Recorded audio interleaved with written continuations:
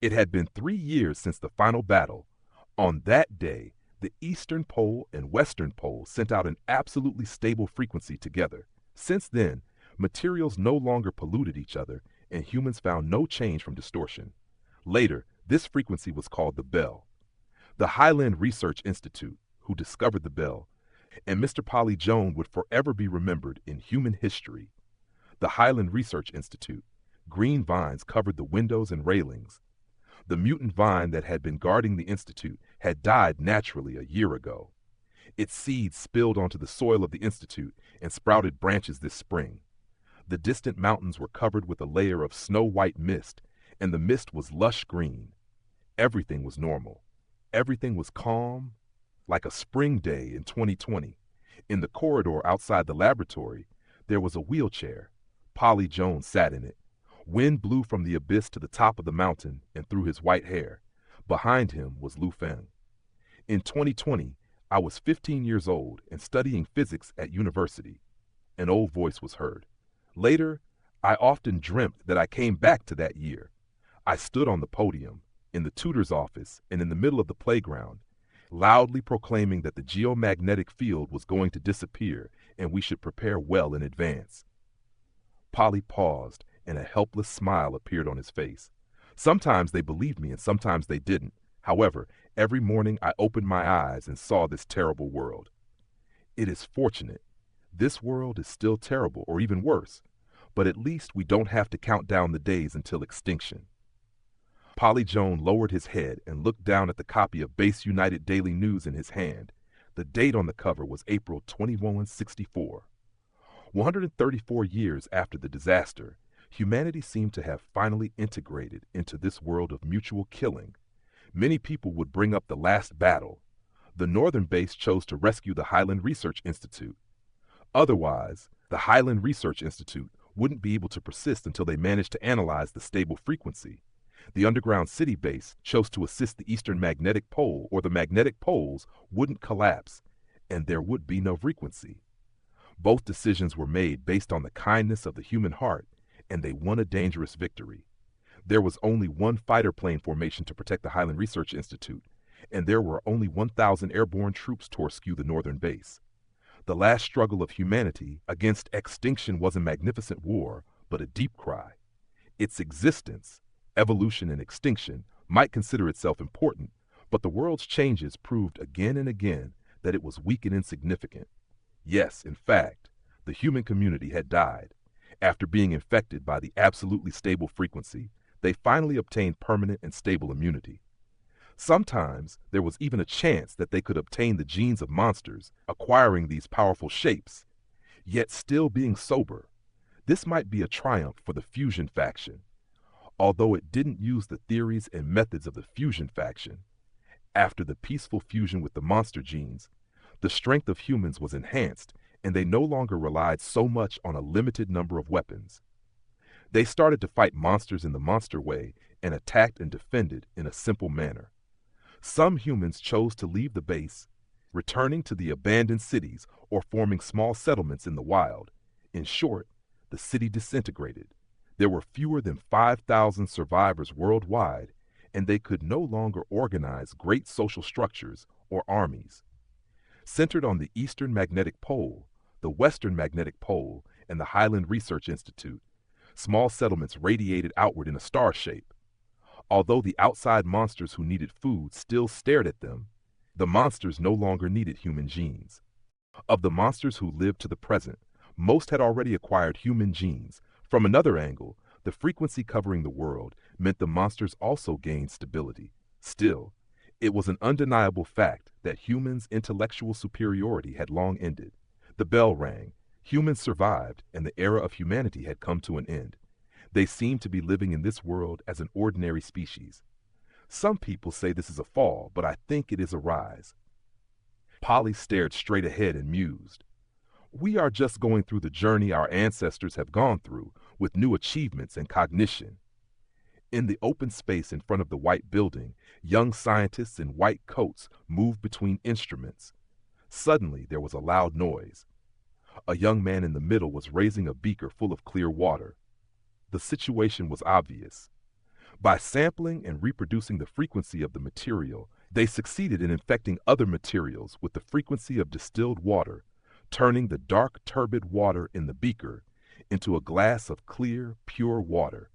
Many things were being redefined, and new theoretical systems were beginning to emerge. It was unknown if this was correct or not, but they were slowly moving forward. I still don't know what these frequencies are, whether they represent the fundamental composition of a substance, or if it is just a term referring to the nature of matter. Polly's voice was hoarse due to old age. Acquiring the frequency of a particular substance can in turn change the real world. This is an unexpected achievement beyond expectations. We are still small, and we've only obtained a superficial projection of the real world in a crude way, but this projection is enough for us to protect ourselves for a while. Facing the endless wilderness, he muttered to himself, 100 years, 1,000 years from now, will we know more? Lu Feng pushed Polly's wheelchair to a waterfall-like green vine. Spring was when all things recovered, and these vines with strange shapes had white flowers. The flowers had different shapes and shades, but they also existed on one vine at the same time. Am I overly optimistic? Polly smiled. It is a puzzle if there will still be humans 100 years later. Survival while still grime and clouds were still around. Fertility and reproduction still didn't have an effective solution. Polly Jones' hand stopped on the third page of the often flipped-through Base United Daily News. This page covered two things. The first was a report from a scientist who happened to merge with a bird and gave birth to an egg. The egg hatched in the form of a bird, but the hatchling suddenly changed to human form when he was 1 year old. In these Kund report, a fertile woman from the underground city base claimed that when her life came to an end, she would walk into the Simpson cage and donate her frequency for research. My life is coming to an end. Polly closed the Daily News and stated, some people have finally survived. For many years, I have been asking myself if I had redeemed my sins. Still, I can't face everything I did back then.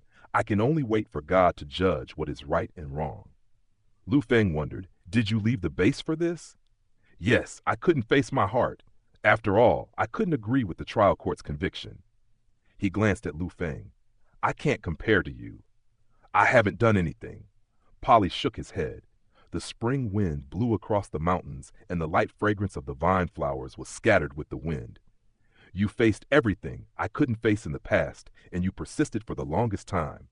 He looked up and held Lu Feng's hand. Human interests above all else. Thank you for keeping the base and the artificial magnetic poles to the end. This is the ultimate reason for humanity's victory. Thank you. I heard they have started to compile the chronicles of the base. 100 years from now, how will people judge the trial court?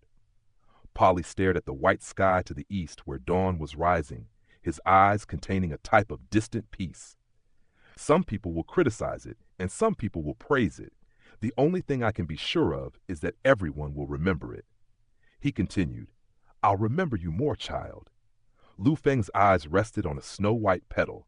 The sun shone on it like a translucent golden crystal. There is no need. His eyes were narrowed and his voice flat, as if everything Polly said had nothing to do with him. The light also illuminated the dark silver buttons and trim on his black uniform. He stood tall and straight, his outfit neat and his facial features perfect. His eyes were different from ordinary people, the cold and light look leaving an indelible impression on passers-by. The new vines twined around the corridor in the morning light, and he stood in the surging spring, but he was incompatible with all of it. In the courtyard and in the corridor, many people quietly turned their heads to glance at him.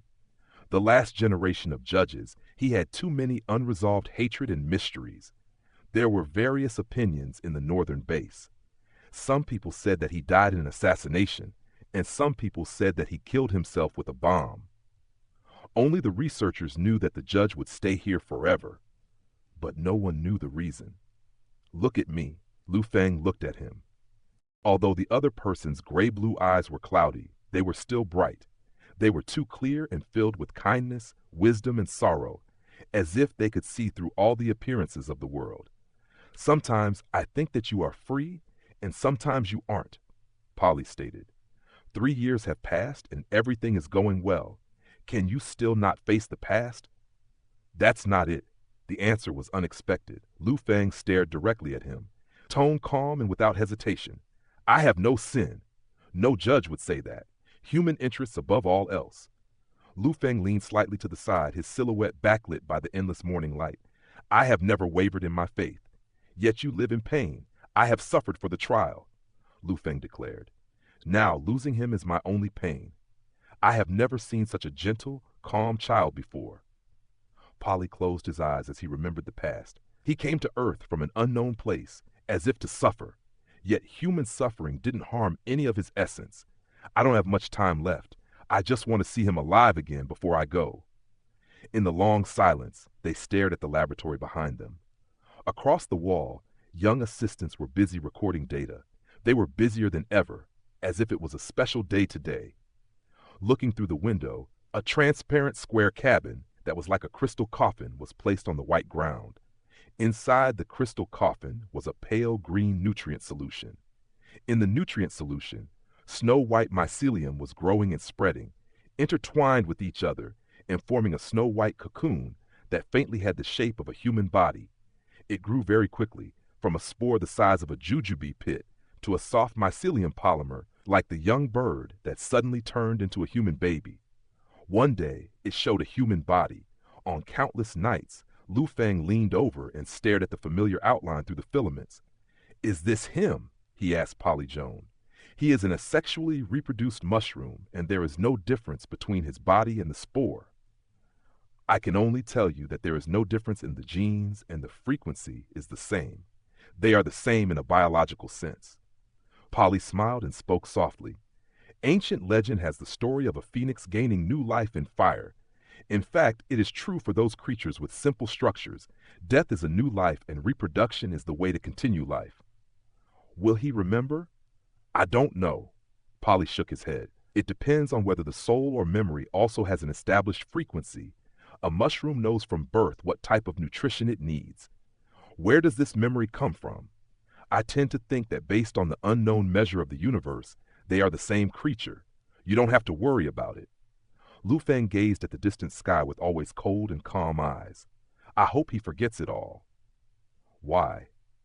The human base and I have only caused him pain. I hope he never feels this. Polly shook his head. How do you know what the world is like to him? Lu Feng's voice dropped gently. Thus, I will accept all results. Polly didn't speak. In the silence, an instrument in the laboratory suddenly made a loud sound. The experimenters shouted, and there was the sound of ping-pong objects falling to the ground. The voices came on and off so that the people outside knew what was going on inside. The sun rose, and the morning light shone on Polly Joan's old body. It was like he finally finished his last matter as he turned his wheelchair in a relieved manner in the direction of the laboratory, his eyes becoming more gentle. Lu Feng didn't look back. Polly wondered, he has woken up. Why aren't you looking at him? There were some chaotic noises from the laboratory. A long time later, Lu Feng finally spoke. You once asked me what I thought of him. Lu Feng's voice came from a distance. I thought about it a lot. In the long silence, golden sunlight flowed from the eastern mountains, and a red sun leapt out of the sky. He closed his eyes in the wait.